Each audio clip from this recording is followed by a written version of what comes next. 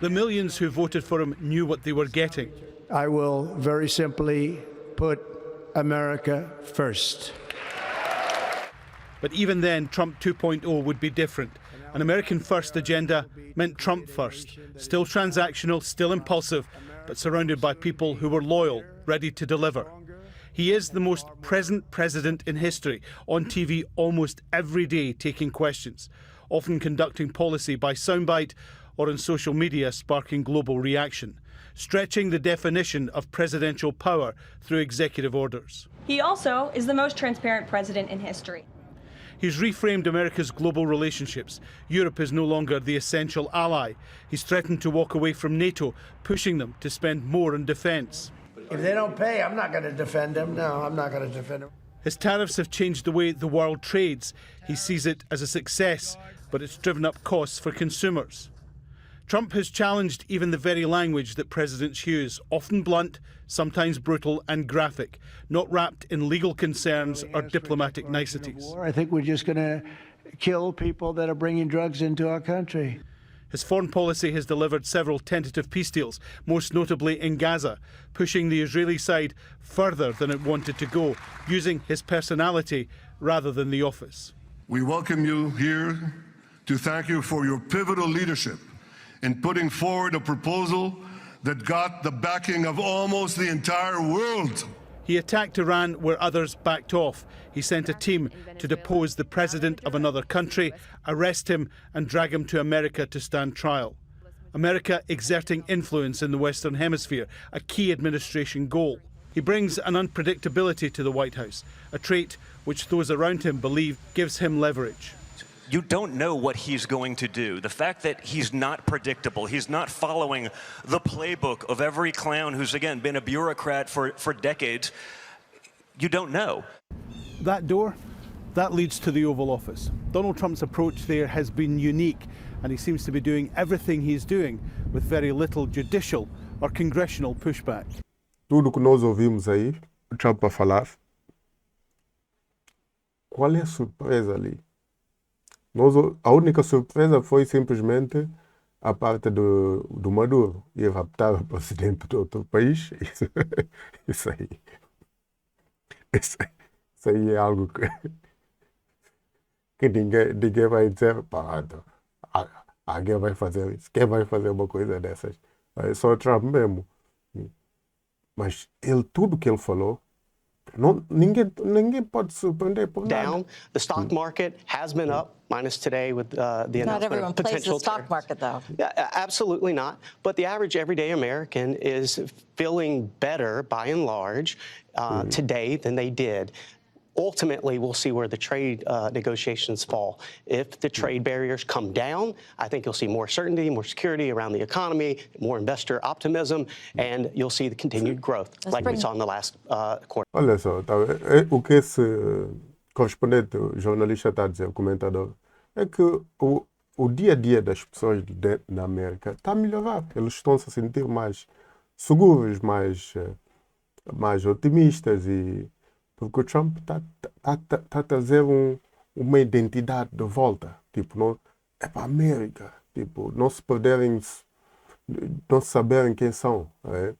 E isso é extremamente importante para o país. Com as dimensões e com o histórico já de poucos anos. And this is where, on the one hand, sure, the president can use his tariff power, depending on what the Supreme Court says about it. But you know, look over the past year, tariffs been here, on, off, threatened again. You know, and if you're a business owner, how can you plan in that environment?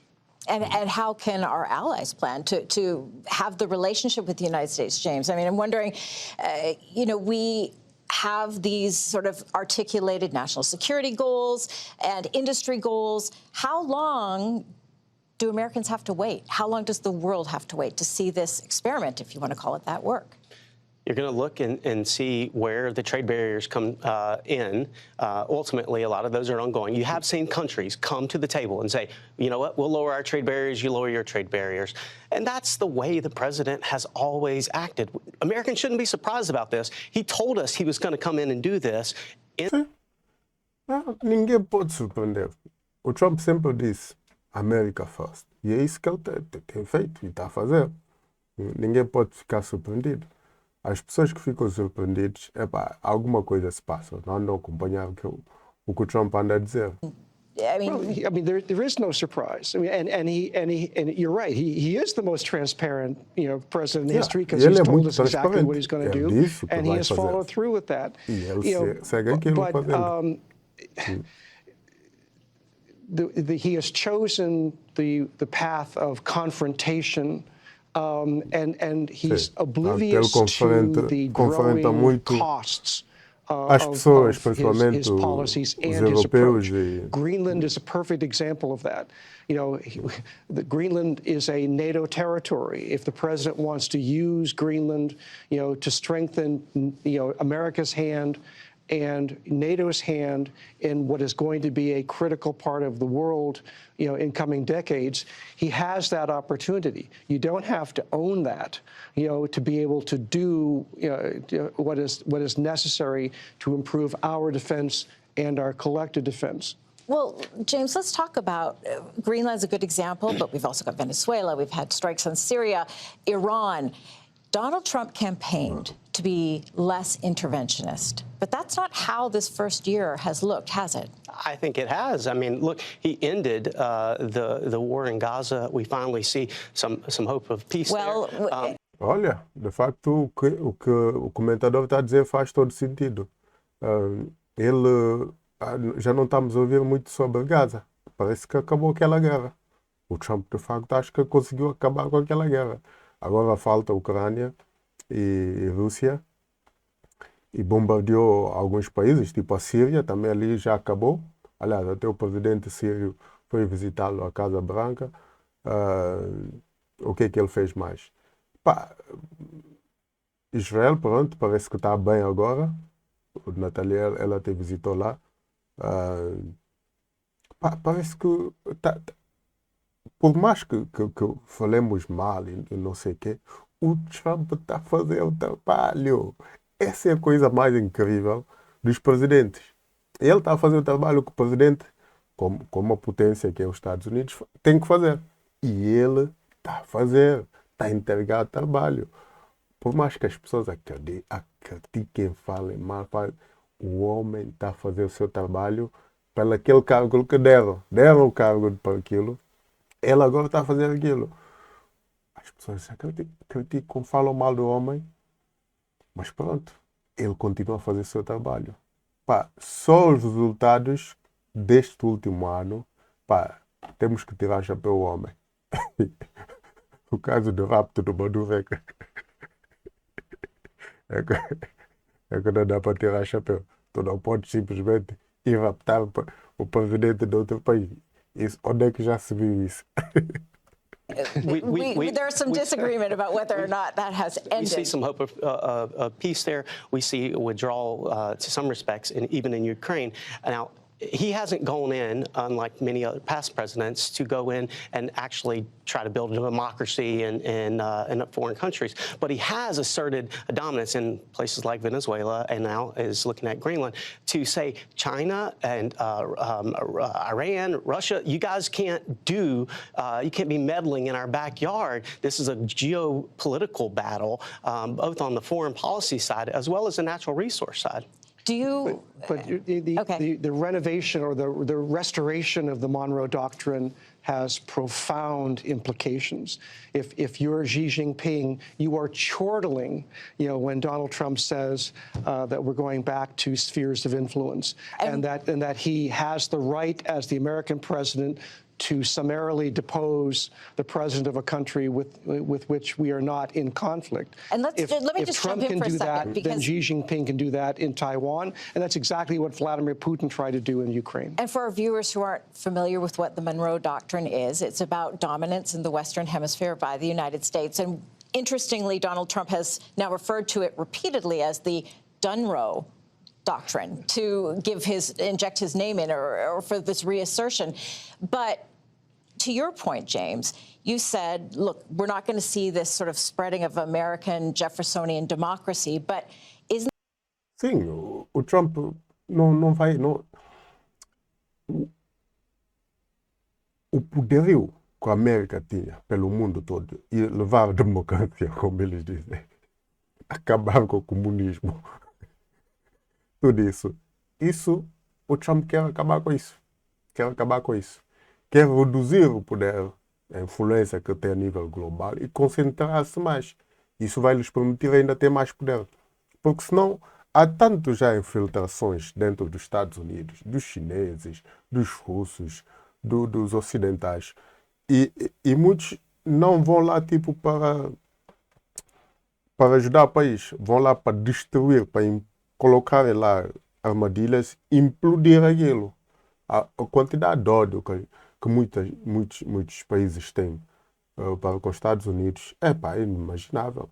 Mesmo os europeus. A Europa também, há muitos países europeus e muitas pessoas da Europa que odeiam os Estados Unidos. Se puderem acabar com os Estados Unidos, acabavam com ele amanhã já, ou ainda hoje. Isn't that what we're seeing in the Middle East, this attempt with phase 2 in Gaza, for example? PJ, maybe you can weigh in on this. I mean, Donald Trump isn't exactly keeping his promises.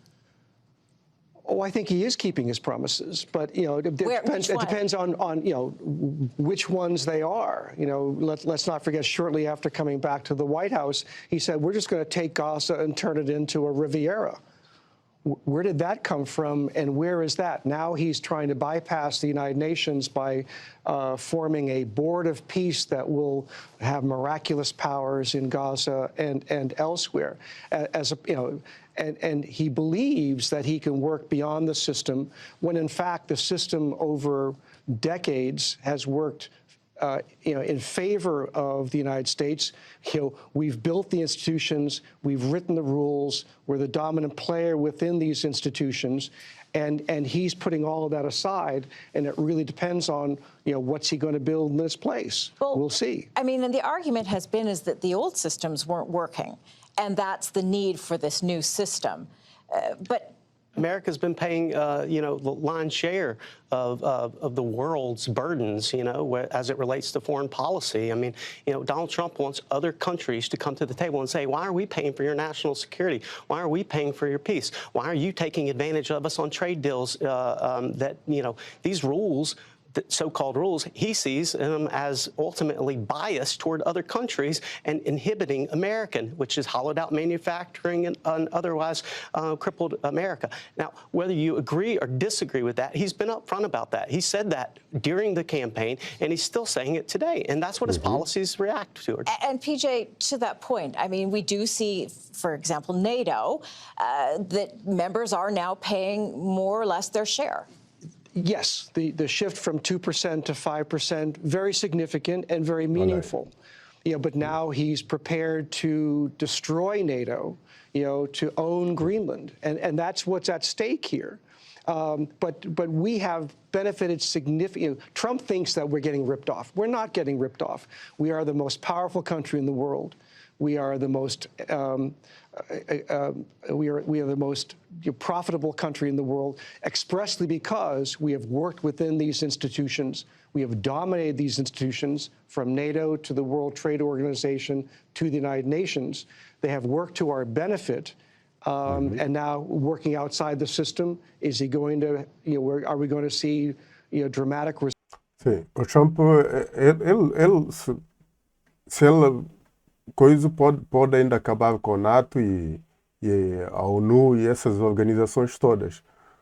Porque essas organizações foram feitas numa outra era. Tá vendo? Estamos agora numa nova era.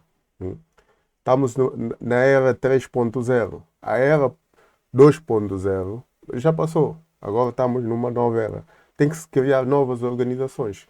E o Trump, em princípio, acho que vai ser uma das pessoas a criar essa nova ordem, que já entramos aí nessa nova ordem. Agora precisamos criar organizações dessa nova ordem mundial, tá? 3.0 que entrou.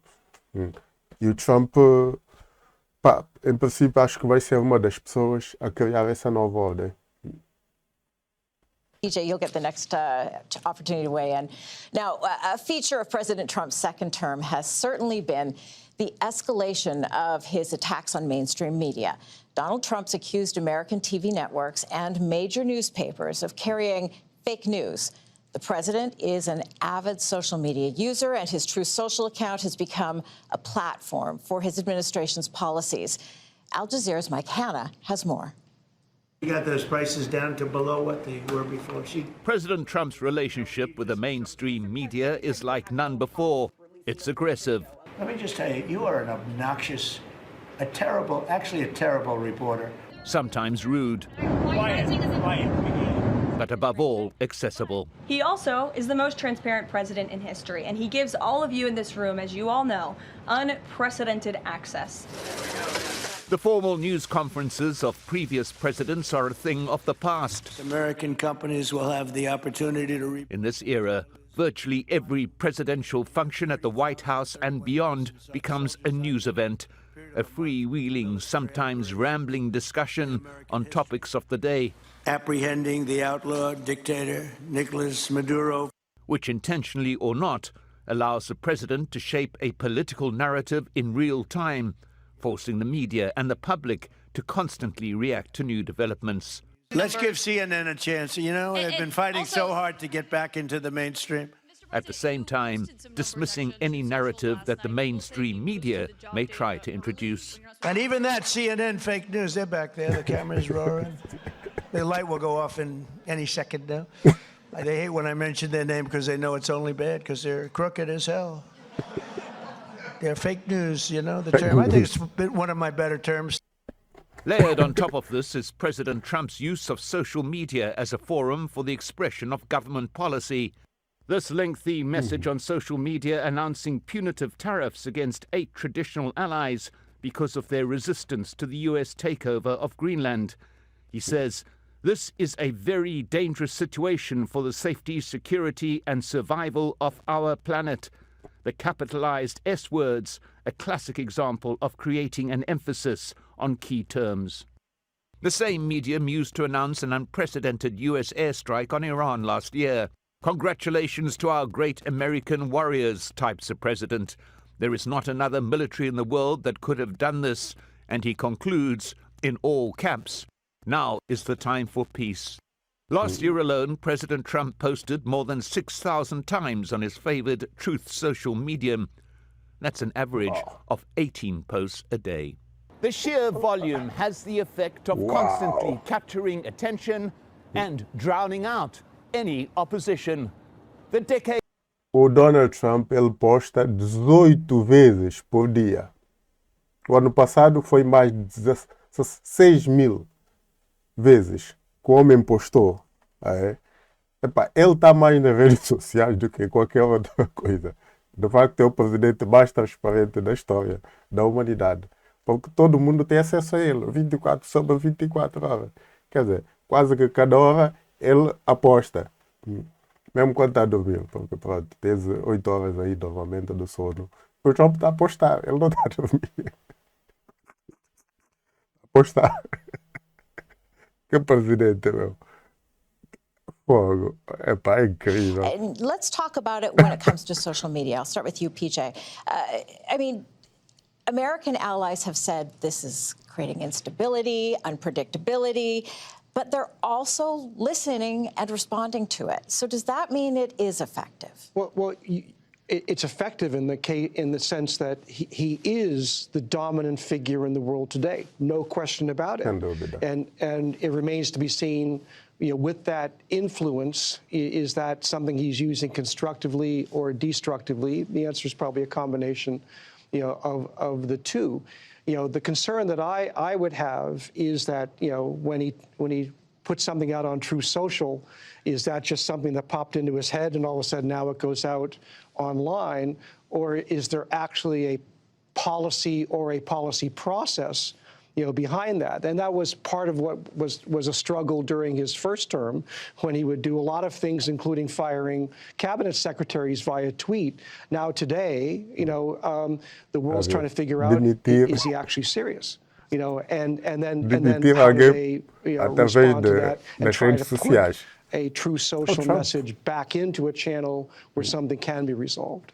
Well, James, you were talking about this earlier, saying, look, this is what American voters asked for. This is what they wanted. This is why Donald Trump is now the 47th president after being the 45th. But at what point does breaking the mold put institutions like the presidency at risk? I think that actually that is a much deeper question across societies and the culture at large in America, because we see a decline in every major institution in terms of our faith in it. And that has a large part to do with where we get our news, right? And so Donald Trump sees this and he's like, I'm going to provide you your news. I'm going to go direct to consumer, basically. He's channeling the same things that folks might accuse, Jeff Bezos, why are you buying a media company? And he's saying, hey, I can be my own media company. He's the ultimate influencer in an age of influencers. He can move markets, he can renegotiate trade deals, and he doesn't actually have to use his power as president as much as threaten it. And then Marco Rubio, as we've seen in the past, comes in to be the nice guy, good cop, bad cop kind of a tandem that they've got going there, and then he comes in and negotiates a new deal. But, PJ, are we running into the risk of almost an imperial presidency? We've certainly had these accusations in the past with previous presidents, but when you see Congress being so quiet as we are right now, and we see the president so prominent. Well, Donald Trump is the epitome of a trend where presidents have relied more significantly on executive power, and they've tried to bypass, Congress. Congress itself has been ineffective, unable, to reach consensus. Very few senators and representatives face competitive elections today. They're more concerned about being primaried from the left or primaried from the right than being defeated by the opposing power. But what this has meant as an institution, Congress is far less willing to tackle hard questions. And that is something that the United States does have to face up with going forward, is how effective is our governance. And to the extent that there is a vacuum, clearly Donald Trump is moving into that vacuum and driving, policy and influence to an unprecedented degree. And James, is there the fear, though, and I should point out, just for our viewers who may not know, that the White House and Congress are co-equal branches of government. One does not have more power than the other. Given that, when we see Donald Trump conducting policy, often in real time, as PJ said, you're not sure if this was policy that had been researched before it was articulated or if it's just off the top of his head. How does that hurt the United States globally? Well, I think that it's neither a disadvantage or an advantage at large. I mean, it can be used for both. Ultimately, Congress has abdicated their responsibility on lots of things over the years. And we've seen a return of some of those powers through decisions at the Supreme Court, like in the Chevron deference case that says agencies cannot make laws. So we've seen a reestablishing of norms in some ways. I think what the Trump administration would argue, and what many conservatives would argue, is that there's another branch that's operating out there. And ultimately, the executive has tapped into the corporate world to leverage the corporate world to act as an enforcer of their policies. And you saw this with... Bem, vamos ficar por aqui porque eu acho que as análises principais já foram feitas. O Trump está aí, está com toda a força. Vamos ver o ano 2026 como é que vai ser o governo do Trump 2.0 e a nova ordem mundial 3.0. Vamos acompanhar, ver como é que está a andar aí o nosso principal país do mundo, né?